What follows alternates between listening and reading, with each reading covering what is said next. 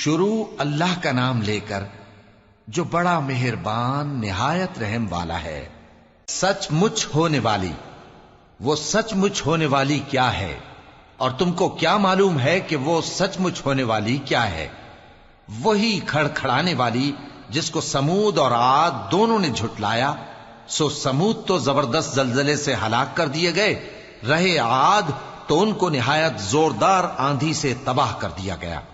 اللہ نے اس کو 7 رات اور 8 دن ان پر چلائے رکھا، تو اے مخاطب تو ان لوگوں کو اس میں اس طرح گرے ہوئے دیکھتا جیسے کھجوروں کے کھوکھلے تنے، پھر کیا تو ان میں سے کسی کو بھی باقی دیکھتا ہے؟ اور فرعون اور جو لوگ اس سے پہلے تھے اور وہ جو الٹی ہوئی بستیوں والے تھے سب گناہ کے کام کرتے تھے، سو انہوں نے اپنے پروردگار کے پیغمبر کی نافرمانی کی تو اللہ نے بھی ان کو بڑا سخت پکڑا۔ جب پانی طغیانی پر آیا تو ہم نے تم لوگوں کو کشتی میں سوار کر لیا تاکہ اس کو تمہارے لیے یادگار بنائیں اور یاد رکھنے والے کان اسے یاد رکھیں۔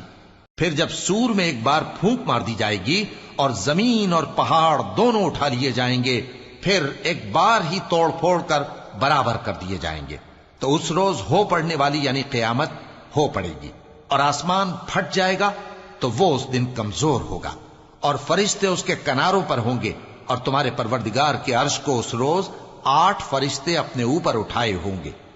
اس روز تم لوگ سب پیش کیے جاؤ گے اس طرح کہ تمہاری کوئی پوشیدہ بات چھپی نہ رہے گی۔ اب جس کا اعمال نامہ اس کے داہنے ہاتھ میں دیا جائے گا وہ دوسروں سے کہے گا کہ لیجئے میرا نامہ اعمال پڑھیے، مجھے یقین تھا کہ مجھ کو میرا حساب کتاب ضرور ملے گا۔ پس وہ شخص من مانے عیش میں ہوگا، یعنی اونچے باغ میں جس کے میوے جھکے ہوئے ہوں گے۔ ان سے کہا جائے گا کہ جو اعمال تم ایام گزشتہ میں آگے بھیج چکے ہو ان کے عوض مزے سے کھاؤ اور پیو۔ اور جس کا نامہ اعمال اس کے بائیں ہاتھ میں دیا جائے گا تو وہ کہے گا اے کاش مجھ کو میرا اعمال نامہ نہ دیا جاتا اور مجھے معلوم نہ ہوتا کہ میرا حساب کیا ہے۔ اے کاش موت میرا کام تمام کر چکی ہوتی، آج میرا مال میرے کچھ بھی کام نہ آیا، مجھ سے میرا اقتدار جاتا رہا۔ حکم ہوگا کہ اسے پکڑ لو، اب اسے طوق پہنا دو، پھر دوزخ کی آگ میں اسے جھونک دو، پھر زنجیر سے جس کی لمبائی 70 گز ہے جکڑ دو۔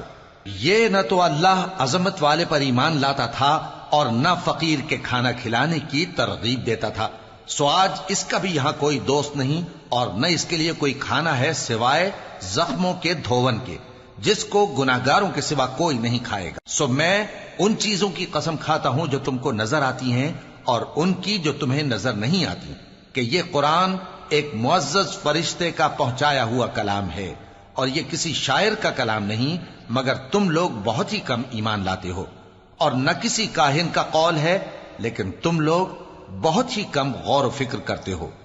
یہ رب العالمین کا اتارا ہوا ہے۔ اور اگر یہ پیغمبر ہماری نسبت کوئی بات جھوٹ بنا لاتے تو ہم ان کا داہنا ہاتھ پکڑ لیتے، پھر ان کی رگے گردن کاٹ ڈالتے، پھر تم میں سے کوئی ہمیں اس سے روکنے والا نہ ہوتا۔ اور یہ کتاب تو پرہیزگاروں کے لیے نصیحت ہے، اور ہم جانتے ہیں کہ تم میں سے بعض اس کو جھٹلانے والے ہیں۔